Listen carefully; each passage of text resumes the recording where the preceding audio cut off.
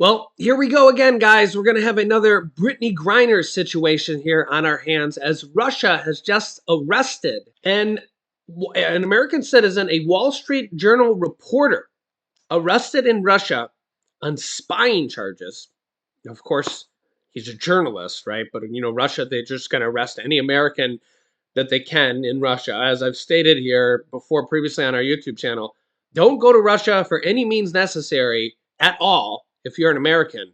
But take a listen here to what just happened to this Wall Street Journal reporter, because he's in trouble. And Russia's not going to let him go here for anything, except for basically probably a prisoner exchange like they did with U.S. Olympic gold medalist basketball player Brittany Griner. A journalist working for an American newspaper is under arrest right now in Russia. Let's get right to CNN's Salma Abdelaziz live in London. Salma, we know Evan Gershkovich from the Wall Street Journal is the reporter here. He was a guest on this show several months ago. What can you tell us?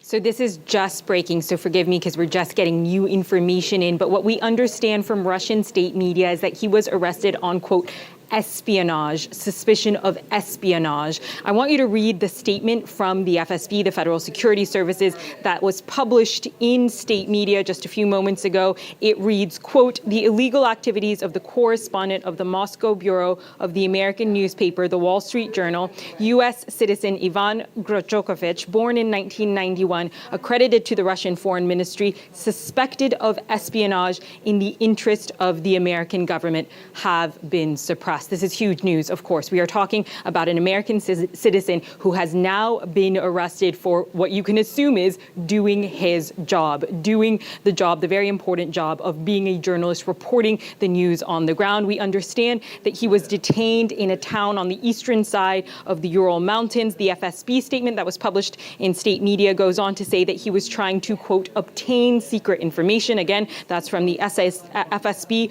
relating to the activities of one of the enterprises of the Russian military industrial complex. Again, this is a very prominent journalist. As you said, he was on CNN just a few months ago. He is someone who has reported in the past for AFP, for the New York Times, as well as the Moscow Times. So this is absolutely something that you can expect right now. The State Department is scrambling to respond to, and you can expect very strong statements from the White House.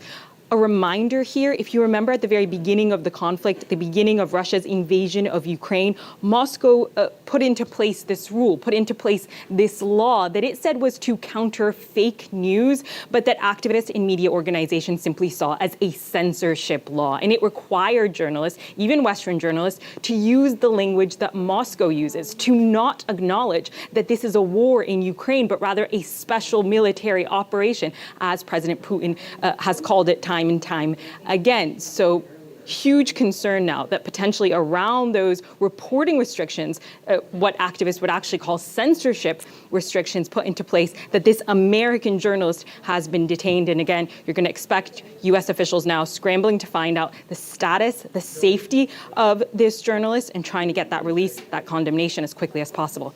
Yeah, and the U.S. government has actually had a stark warning here for American citizens. Do not travel to Russia. Do not travel to Russia. It's very dangerous. They can literally detain you for pretty much anything that they make up. And they will. They will. In this case, they will. And they have multiple times for American citizens. They'll say you're spying and you're SOL.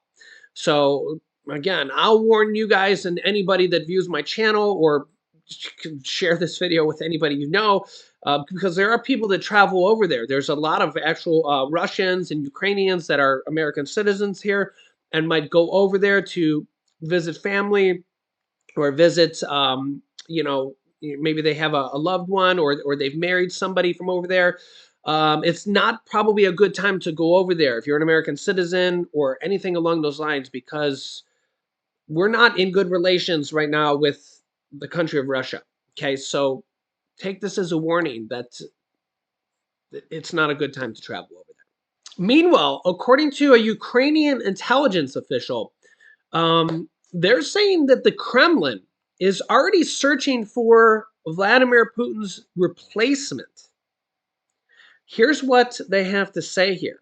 Yeah, they're saying that the Kremlin is searching for Russian President Vladimir Putin's replacement amid growing dissatisfaction within the Ukraine war, according to a Ukrainian intelligence official.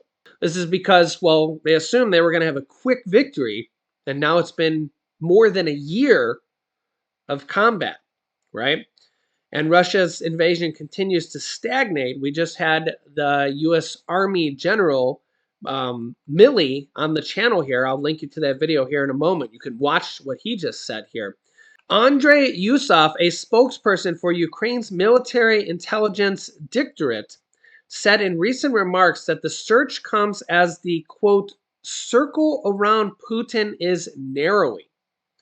Putin is becoming more and more toxic, even within the Russian borders, according to Yusov, saying, quote, within the Kremlin, there is more and more dissatisfaction with what is happening.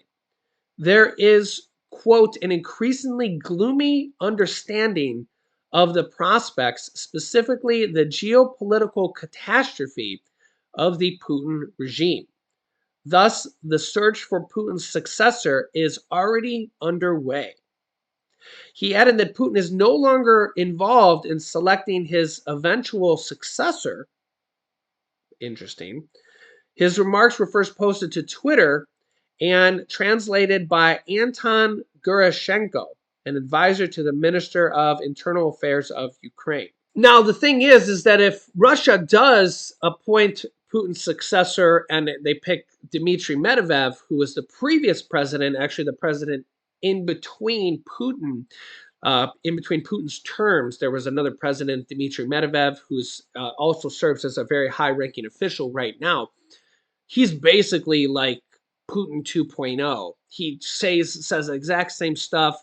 He has an equal love, an equal hatred for the United States and the West, and he's just as evil as you kind of might think as Putin.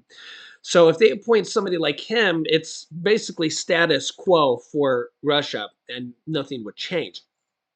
But if the war keeps dragging on and dragging on and dragging on, and they just keep spending billions and billions of dollars and not really progressing, and Ukraine keeps fending them off for months and months or years, and they don't really and they don't really make any progress, and Ukraine continues to hold them off, well, then Russia could get tired of this. And, the longer this goes on and the longer Russia tires of this, and remember here that all of the United States has pulled out.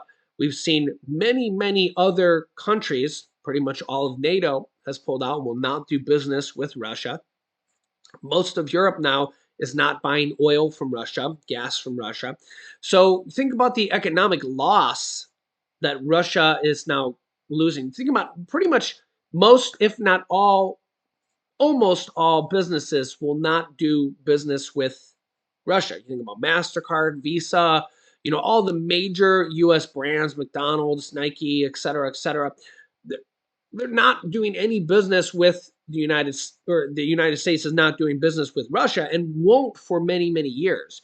We've seen a lot of people say that this has sent the Russia economy in that sense back 50 years. Okay.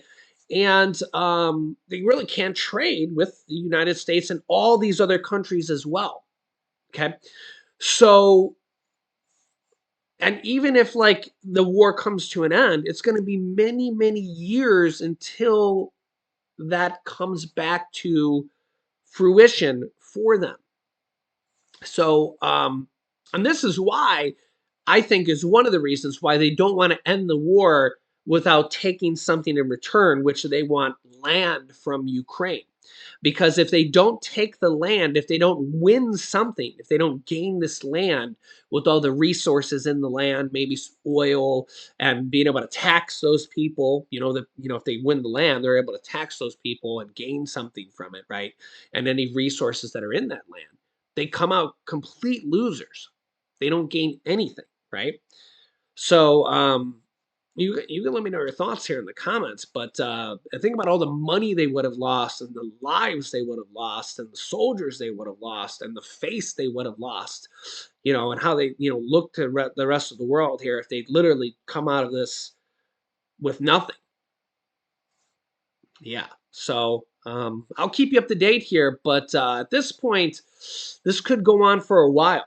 And also, don't forget that the threat of the United States being brought into this and NATO being brought into this is also pretty high, along with us being brought into something with North Korea, China, and don't forget the U.S. just launched a counterattack here, and I'll link you to that video here if you didn't get to see that here as well. So if you're new to our YouTube channel, make sure to subscribe down below and click the bell icon so you don't miss out on new videos. I'm just trying to bring you guys the truth here on a lot of these situations here.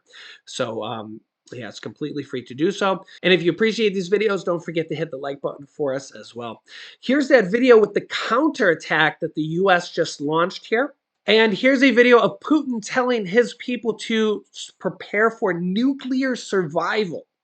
So click on one of those videos next. Thanks for watching, guys, and I'll see you in the next video.